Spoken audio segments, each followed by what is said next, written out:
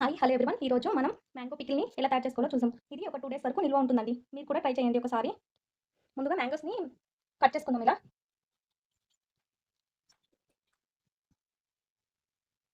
ఇలా అన్ని ముక్కలుగా కట్ చేసుకున్నాం కదా! ఇప్పుడు వీటిని స్టవ్ ఆన్ చేసుకొని ఒక గిన్నె పెట్టుకోవాలి.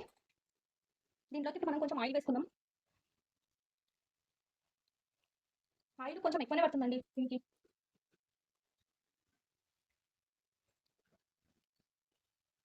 కొంచెం జీలకర్ర ఆవాలు వేసుకోవాలి. జీలకర్ర ఆవాలు ఇలా మరుగుతున్నాయి కదా! ఇప్పుడు మనం ముందుగా కట్ చేసి పెట్టుకున్న మామిడికాయ ముక్కల్ని దీంట్లో వేసుకోవాలి. ఇది ఒక 2 డేస్ 3 డేస్ వరకు నిల్వ ఉంటుందండి. వేసుకొని కలుపుకోవాలి.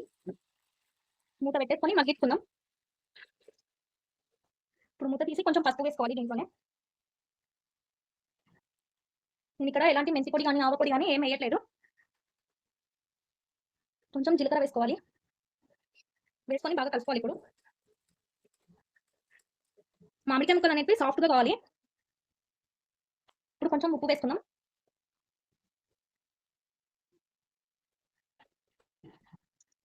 కొన్ని ఎల్లిపాయలు వేసుకోవాలి. ఒక 5, 6 వేసుకొని బాగా కలుపుకోవాలి. ఇప్పుడు కొంచెం కారం వేసుకుందాం.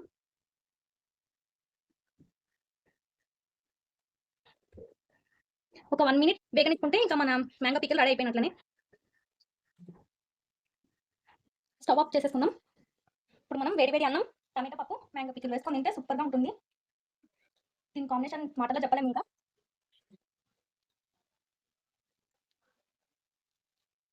మీరు కూడా ట్రై చేసి ఎలా ఉందో కామెంట్ సెక్షన్‌లో కామెంట్ చేయండి. ఈ వీడియో నచ్చినట్లయితే లైక్ చేసి, షేర్ చేసి మన ఛానెల్‌ని సబ్స్క్రైబ్ చేయండి. ఇలాంటి మరిన్ని వీడియోస్ మీకోసం చేస్తాను.